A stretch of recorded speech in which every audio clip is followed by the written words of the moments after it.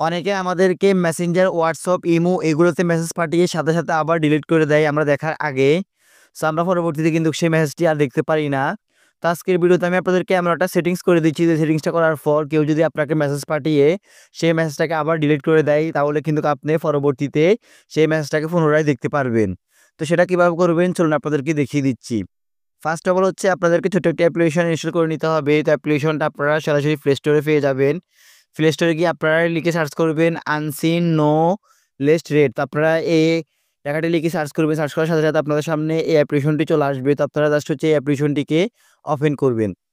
অ্যাপ্লিকেশনটি ওপেন করার পর এখানে অনেকগুলো অপশন অ্যাক্সেস কিংবা অ্যালাউ চাইবে। তো আপনারা প্রত্যেকটা অপশনকে অ্যালাউ কিংবা অ্যাক্সেস করে দিবেন। তো আমি আপনাদেরকে দেখিয়ে দিচ্ছি কীভাবে আপনারা অ্যালাউ এবং অ্যাক্সেস করবেন। তো ফার্স্ট অফ অল হচ্ছে এখান থেকে নেক্সট আইকনটির উপর ক্লিক করে দিবেন। তারপর হচ্ছে আবার নেক্সটের উপর ক্লিক করবেন। আবার নেক্সট করে দিবেন। নেক্সট করে দেওয়ার পর এখান থেকে হচ্ছে আপনারা যে সোশ্যাল মিডিয়াগুলা থেকে মেসেজ পাঠানোর পর সেই মেসেজটা রিড করার পর আপনারা আবার পুনরায় সেটাকে দেখবেন। সেটাকে আপনারা টিকমার্ক করে দিবেন। আমি এখান থেকে হচ্ছে সবগুলোকে টিকমার্ক করে দিচ্ছি। দেন টিকমার্ক করে দেওয়ার পর এখান থেকে হচ্ছে জাস্ট আপনারা নেক্সট আইকনটির উপর ক্লিক করবেন। নেক্সটের উপর ক্লিক করার পর এখান থেকে হচ্ছে আপনারা জাস্ট গিভ অথরাইজেশনস আপনারা এই অপশনটাকে সিলেক্ট করে দিবেন।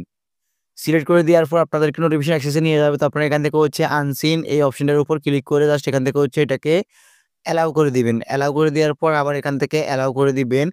জাস্ট অ্যালাউ করে দেওয়ার পর আপনাদের কাজ সম্পূর্ণ শেষ। এখন হচ্ছে আপনারা যে কাজটি করবেন সেটি হচ্ছে আপনারা চলে যাবেন আপনাদের অ্যা সেই অ্যাপ্লিকেশনটিতে যাওয়ার পর আপনারা এখান থেকে ব্যাকে যাবেন।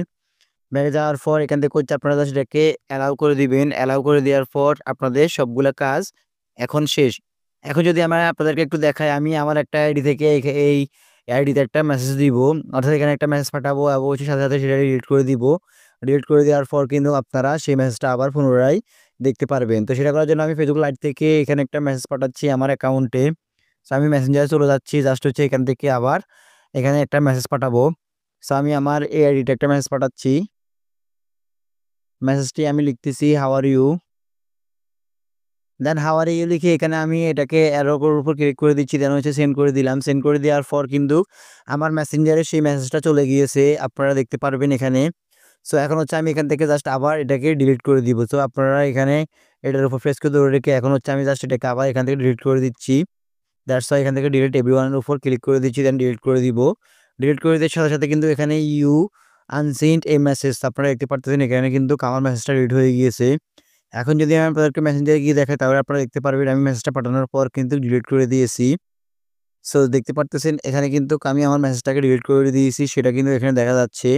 এখন হচ্ছে আমি এই মেসেজটাকে সরাসরি গিয়ে ওই অ্যাপ্লিকেশনটিতে যাব। ওই অ্যাপ্লিকেশনটিতে যাওয়ার পর দেখতে পারবেন এখানে কিন্তু আমি যে মেসেজটা লিখে পাঠিয়েছি সেটা কিন্তু এখানে দেখাচ্ছে। দেখতে পারতেছেন আমি এখানে যেটা লিখে পাঠিয়েছি সেটা আপনারা দেখতে পারতেছেন হ্যালো, তারপর হচ্ছে হাউ আর ইউ ২ টাই কিন্তু এখানে আছে। সো আপনারা দেখতে পারতেছেন আমার মেসেজটা কিন্তু এখান থেকে ডিলিট হয় নাই।